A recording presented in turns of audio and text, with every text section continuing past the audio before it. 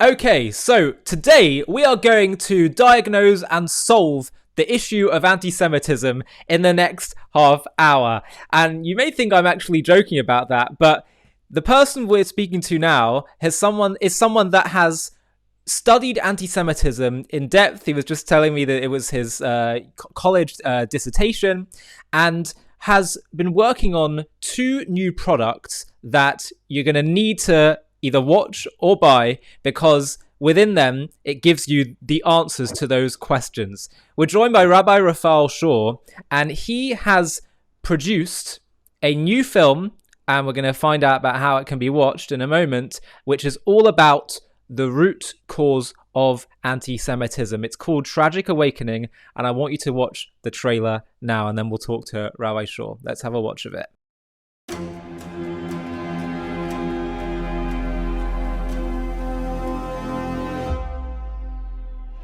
I grew up in Lebanon, and I hated the Jews. I was told that the Jews are evil, that they hate everybody, and they would do anything to achieve their goals.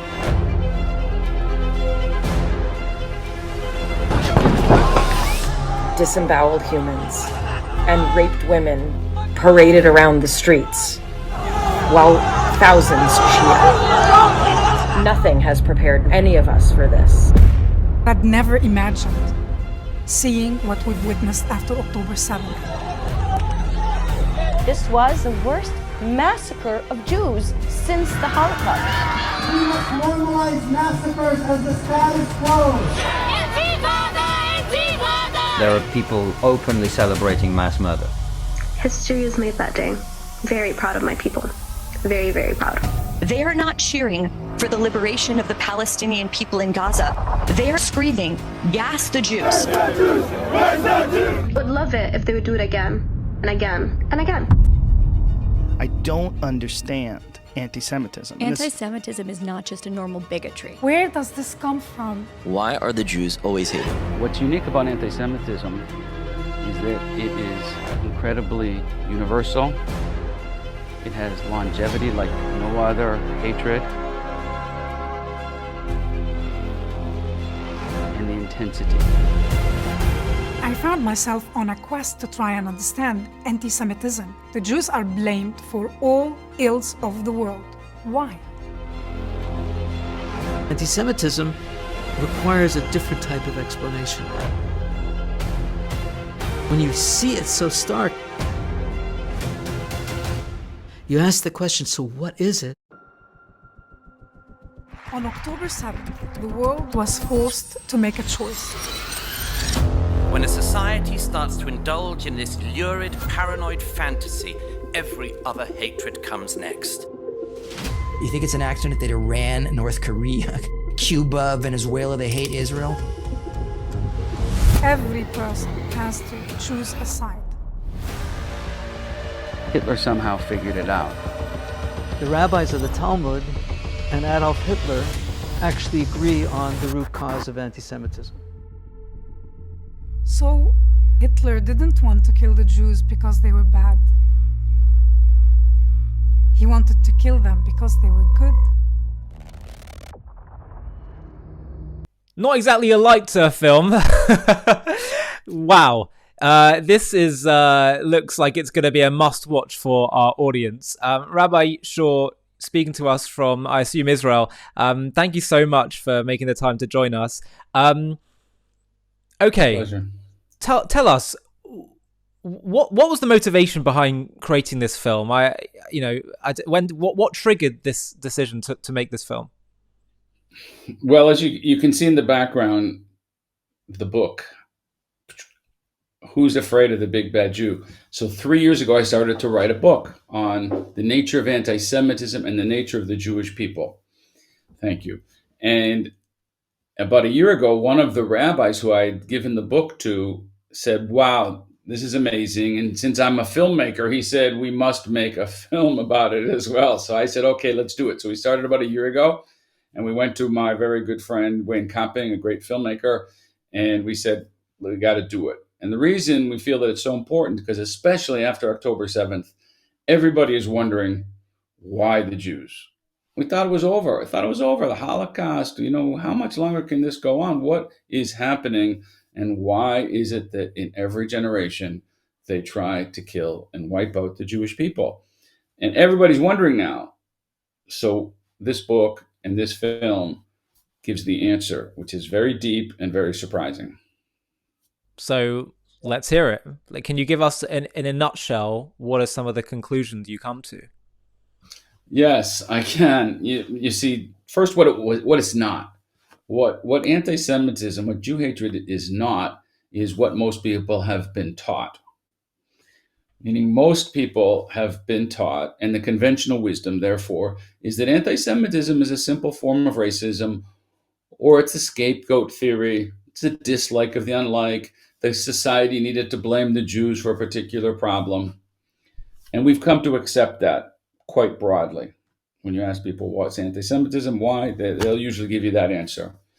It's such a simplification, and it's so intuitively incorrect, because why is it that every time there's a different explanation?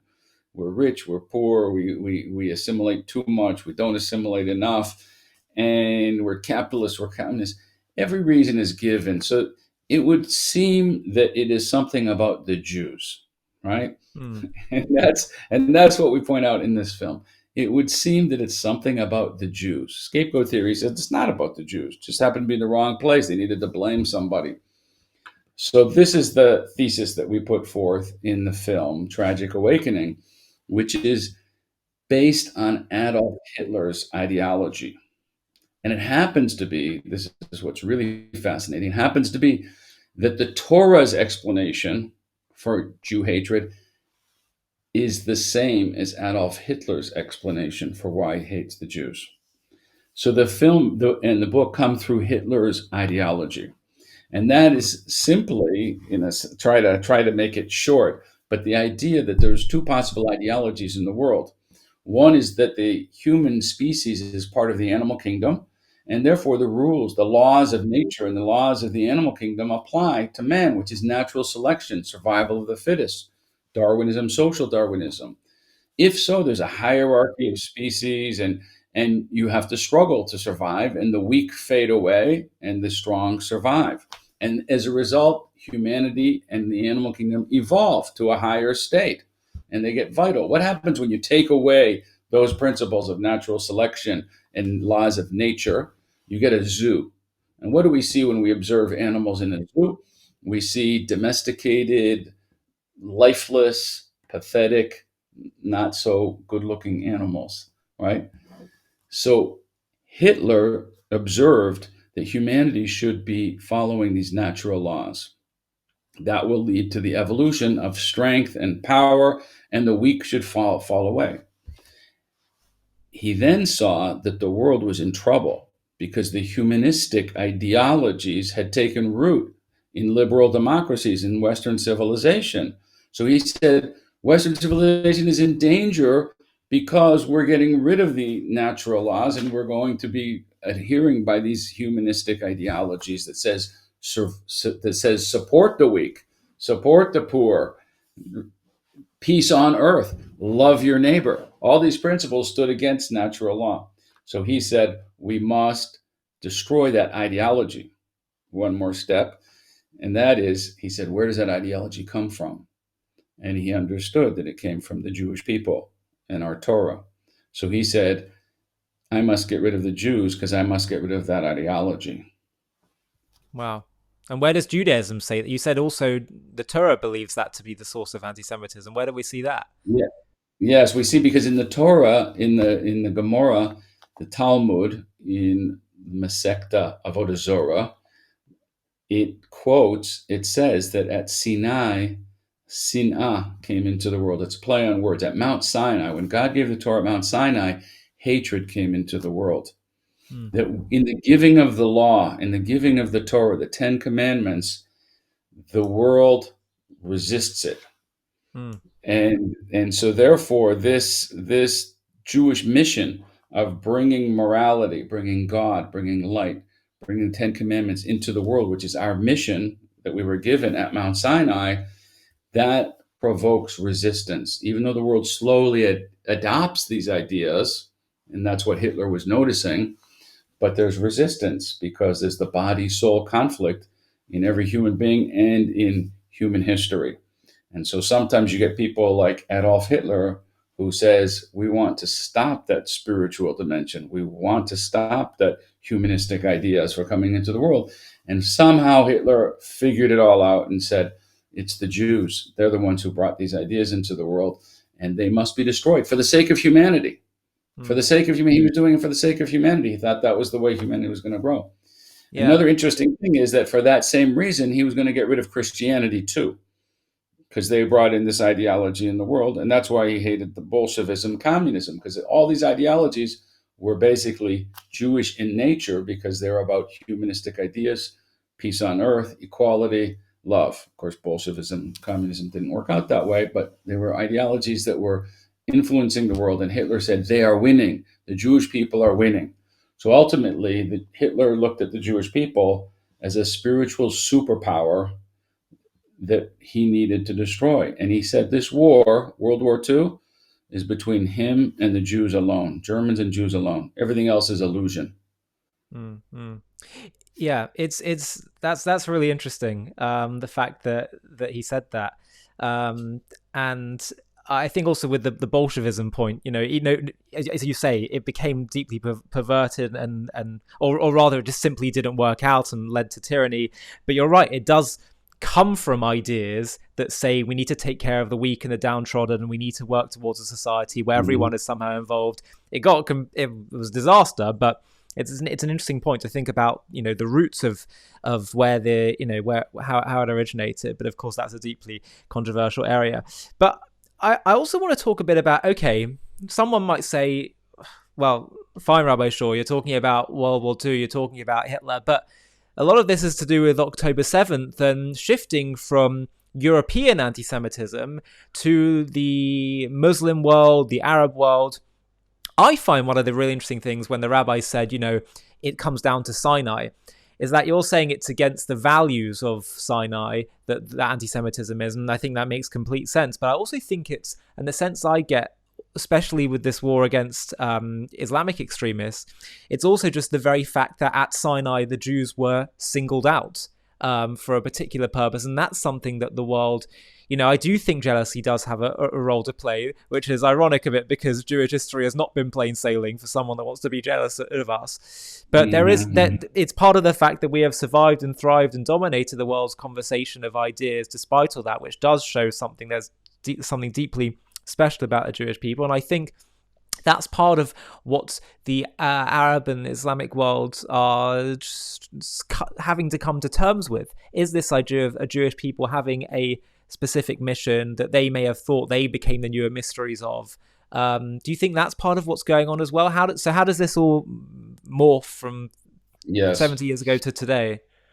Yes, and this is something we trace in the film and in the book. And the idea that's really fascinating that your viewers might know about is that in World War II, the leading Palestinian nationalist leader named the Mufti of Jerusalem, al-Husseini, there you got the picture there. Yeah. He came and he met with Adolf Hitler, and he was an honored guest. He stayed in Berlin as an honored guest of the German nation from 1941 to 1945. They were pals. They were buddies. The Mufti established an SS division of Muslims. It was incredible. And Hitler told the Mufti, don't worry, we're going to come and work with you to wipe out the Jews in the land of Israel as well. And Hitler told him, he's the one who, that quote that I just said, don't fall for the idea that this is a war against Britain and Russia. This is a war of Germany against the Jews. That's where the quote came from that private conversation. But he says it all over as well. So essentially, the baton got passed from Nazism to radical Islam during World War II. And the radical Islamists became the only unrepentant and undefeated, really, group that was allying with Adolf Hitler in World War II. So they just went off. They kind of went off quietly into the side view, and they've carried on that war for 100 years. And they have trying to stop the Jewish people from carrying out our mission and from being in the land of Israel, where our mission is most effectively carried out. So it is the same continuing mission. That's really interesting. So you're seeing a direct continuity between the two. The anti-Israel cause and of course that's not some kind of theory. That is literal historical fact. And 3 days ago, they found not the Mein Kampf, Hitler's book, My Struggle, Mein Kampf, and other Nazi paraphernalia amongst the Hezbollah people, Hezbollah fighters in Lebanon. You're showing there the Hitler store in the Gaza Strip. Yeah. And they also found lots of Mein Kampfs and Nazi paraphernalia amongst the Gazan, the Palestinian Hamas soldiers as well. So there's a fetish. There is an idealization of Hitler in the Arab Muslim, radical Muslim world. So yes, it is a continuation. And the point being that deep down there's something throughout history that has bothered non-Jews of all stripes and values and religions. Usually they can't articulate exactly what it is, and so it pops up in all the different excuses that we hear. We're now today we're a colonialist power. We're occupying the land. That's really we're the worst violators of human rights. Give me a break. So this is every generation something else because something deep down is bothering them, and they grab on to the values of the day and say the Jews are the worst. So whatever the values of the day are, they pick on Jews are the worst. But what's going on underneath the surface, which very often they can't articulate it, is the resistance to Sinai. It's the resistance to the Jews bringing these ideas into the world. And Hitler somehow got to that bottom line and articulated it incredibly well, as does the Torah in many sources. But what I'm saying is, do you think the resistance to Sinai, with Hitler, it's about the ideas of Sinai? I'm wondering, with the anti-Israel leadership and movements, particularly in the Islamic world, they are very open and agree with having a God-centric society. Their concept of what it is that God wants is obviously different in some ways to Judaism, in many ways. So do you think that the issue here with their hostility to Sinai is a bit different? Is it more about just, Jewish chosenness and the fact that Jewish people returning to the land of Israel implies a kind of equality at the very least, that they always saw Jews as second-class citizens in their societies for so long, and suddenly there is like a particular uniqueness to the Jewish people now? Do you think that's what's driving that? Like, what are they so bothered about with Sinai? Well, I think you're right that first of all, there's levels to it. There's levels to it, and there's different levels of awareness that people have, and it's very often it's subconscious. And I agree 100% with you that there is probably a percentage of them realizing that really the Jewish people are the chosen ones, and so they're not, and that bothers them. And certainly we've come back to the land. We've been successful. They were pushed out. They're unsuccessful. They keep losing wars, and they're supposed to be the new chosen people. So it doesn't look very good on them, and certainly provokes jealousy. What I'm saying is don't get fooled. Even though, yes, they are serious about God in some ways, on the other hand, they don't like the Ten Commandments very much either. Right. I think October 7th was murder, rape, pillage, lies. Those are 4 of the 10 Commandments right there. That they violated probably all 10 on the same day, October 7th, as they do. So the idea being, and this is where it's really fascinating, because again, go back to Adolf Hitler. Hitler said, "I have to destroy the Jewish people. I have to destroy Judaism. I have to destroy Christianity." And yet he was allies with the Muslims. That's puzzling, right? Why didn't Hitler say, "I have to destroy Islam as well"? They're the God society bringing this morality, these ethics into the world. Hitler didn't see it that way. He said the Jewish people and Christians are bringing the humanistic ideas into the world, and even the Bolsheviks, the communists. But Islam, he said, they're my allies. I can work with them, because he understood in Islam it was basically a militaristic chauvinistic, violent ideology underneath it all. Yes, it was framed in God language, but essentially it was imperialistic, dominating, basically the master race type of ideas, natural law. He saw in them allies. So it's fascinating. But in radical Islam, it seems that radical Islam, despite the trappings, are closer to Hitler's ideology It's interesting because than I wonder yeah. how many of people that do terrible things in the name of their god, of Allah, are doing it because they just are violent people that enjoy that, and to what extent is it because they genuinely think it is the will of God? And so this really, that question is kind of my final area I want to discuss with you, is like how we shift things. What would be a way of actually moving things forward where we could try and shift people's views about Jews, people who are hostile? Could you say to someone in the Islamic or Arab world, is it worth trying to have a conversation to convince them that they have just radically misunderstood the will of God, if that's what they're genuinely interested in? Well, I think it's important to say also, like, there is a peaceful side of Islam too. Islam has kind of within it both sides, so it depends on the society and the time and the culture, which part of Islam they grab onto. And so I'm careful to say the radical Islamists, they're the ones who we have an issue with today, and the ones that got along well with Adolf Hitler.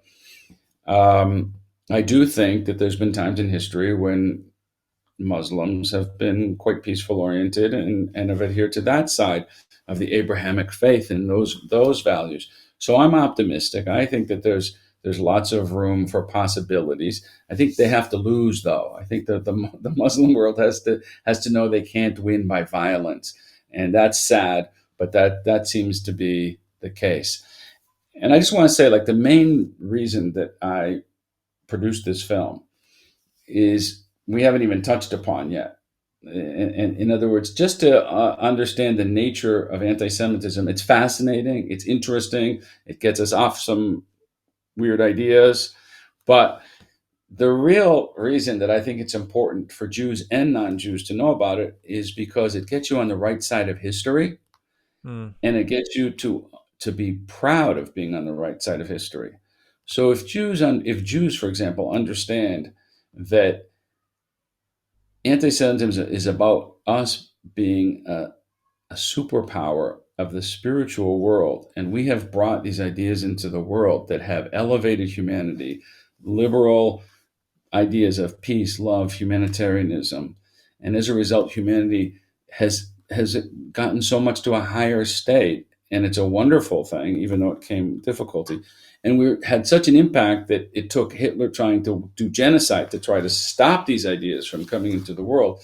If we can then get a sense of ourselves and realize, wow, we're part of this amazing mission and an amazing people that have brought light and humanitarianism into the world, then we can be proud. Because today, Jews are picked on, and if you're pro-Israel, you're getting a tremendous amount of negative flack constantly. And it's tough. After 2,000 years of anti-Semitism, it's messed with our psyche as Jews. Yes. And we don't have the moral self-confidence that we should.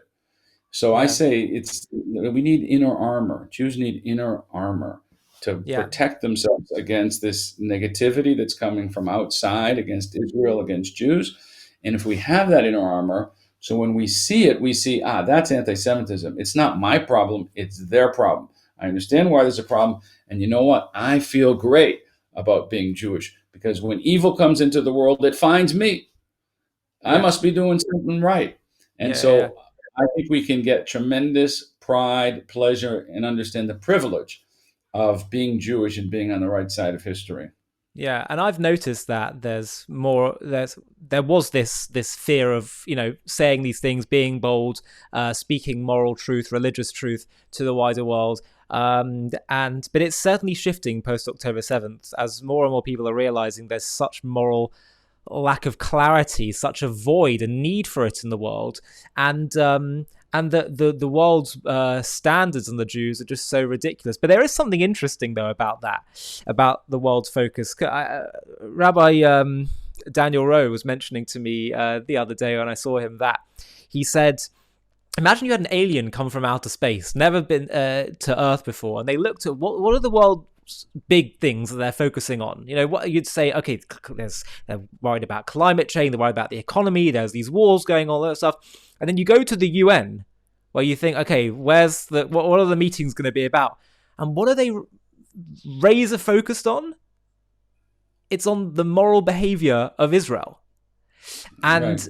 So, and he was saying, but actually, while their specifics of their critique may be wrong to the Jews, actually they understand at a deeper level, they get at a subconscious level that actually really is the big superpower of the Jews, which is the spiritual impact of what they do and the impact that they've had, and they know that is what the world's moral and spiritual health is centered on. And so I felt, and I wondered if you had any thoughts on this, that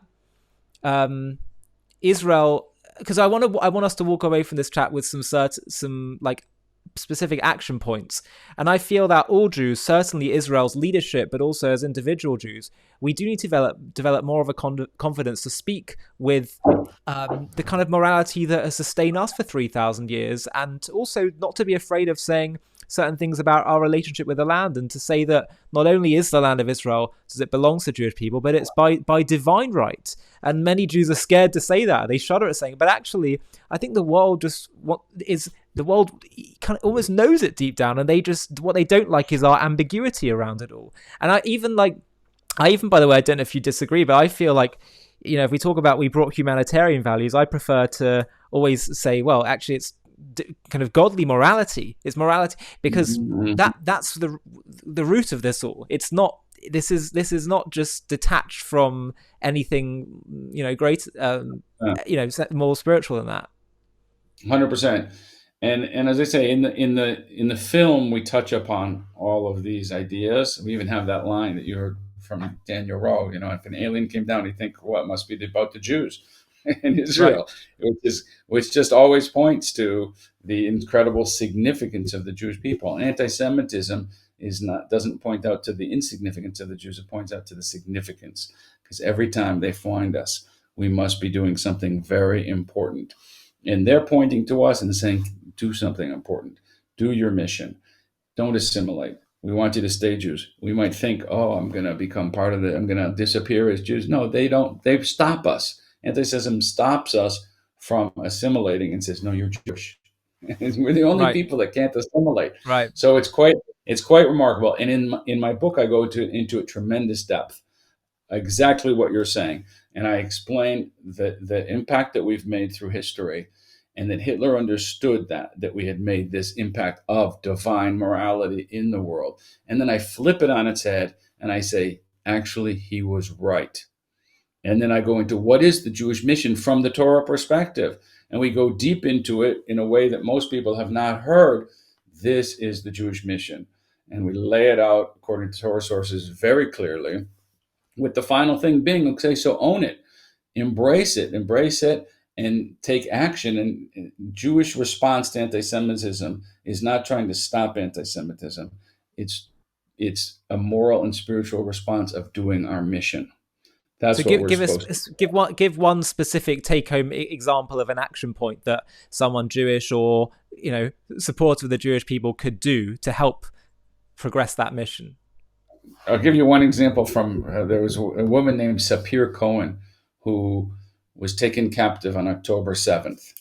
And she said, as the terrorists were banging down on her door to take her captive from one of the kibbutzim, what went through her head was, I should start keeping Shabbos.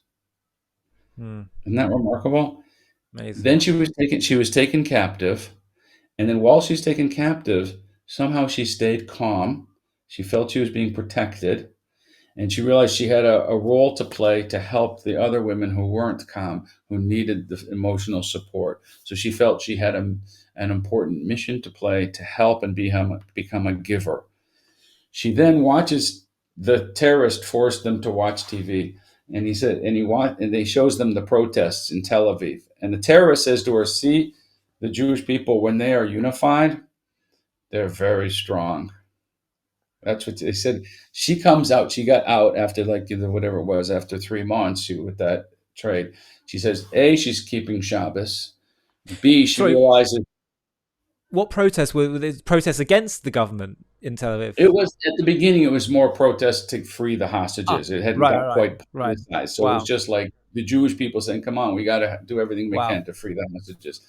So Sapir Cohen comes out with the first hostage exchange after 3 months in captivity with the Hamas, and she says, and she starts keeping Shabbos.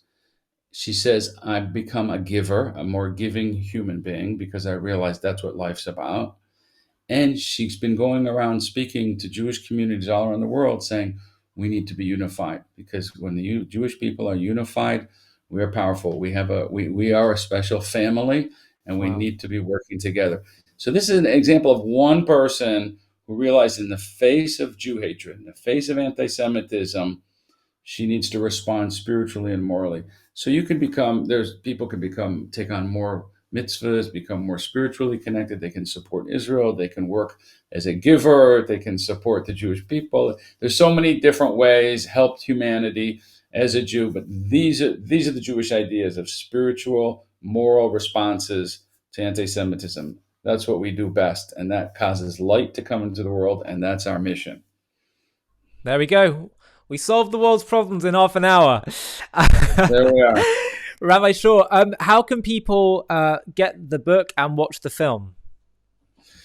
So you can go to raphaelshore.com. You see it's spelled with a PH, raphaelshore.com. And there you can find out both about the book, Who's Afraid of the Big Bad Jew? And you can order it on Amazon. Or you can also find out about the film Tragic Awakening. So you can find out about both of them. They both have their own websites as well, but raphaelshore.com will bring you to both of them. You can sign up at Tragic Awakening to find out when there will be a film, the time that you can watch it. November 17th, we're going to do an online screening so everyone can watch it online. So again, you can come to the website, give us your email, and we'll let you know all the details about the November 7th screening. If you want to organize a home screening or put up available for everyone to watch online and YouTube or Vimeo. So right now, go to the website or Amazon and you get the book and film. Thanks. Brilliant. Well, thank you so much for all your work on this. It sounds terrific and really, really important that people see this and share it and give it to others as well. Let's get this. Let's make this film and book viral. If you've made it so far in this video, I have a request for you. JTV has been having a really big impact in spreading the truth about Israel and creating positive associations with the Jewish people, Judaism, and Israel. We've really grown a lot, particularly in the last year, and we're having a really significant impact, both for Jews and non-Jews. But I really want to take JTV to the next level so we can start to compete with the other big online media beasts that are often peddling anti-Israel content. And the way we're going to do that is to scale even faster. So I'd love to build a team where we have other presenters doing shows like me. Let's start doing documentaries, supplementary content, animated content, etc., etc. And to do that, I'd like to build a bit of a team. So what we're going to do is we're going to do one fundraising day, just one, where we try and build up some funding in order to fund such a team. Now, to do that, it's going to obviously require people to get involved. And I'm wondering if you would consider, if you're watching JTV content and appreciate what we do and want to help partner with us in taking this to the next level and spreading the truth farther and wider than ever before, I wonder if you'd consider partnering with us simply by running a mini page on the fundraiser that we do, where you just reach out to your contacts on that day that we choose to fundraise and see if they'll all chip in. If you'd be up for doing that, of which I would be so grateful, then please click on the Google form link in the video description of this video, where you can simply just put in a few contact details. It'll be a very small commitment, as I say, literally just one day that we'll all agree upon as a collective community.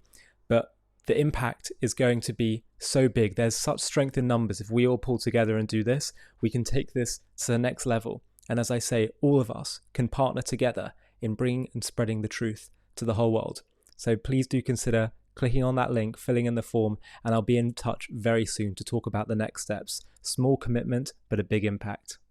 Hi, thank you so much for watching. To watch another one, click here. To stay up to date with all our content, click here to subscribe. And if you're able to, you can help support JTV to grow and grow by clicking join below this video, where you can become a member and get perks including early access to videos and private live discussions with me. But most of all, you'll be partnering with us on our mission to change the world.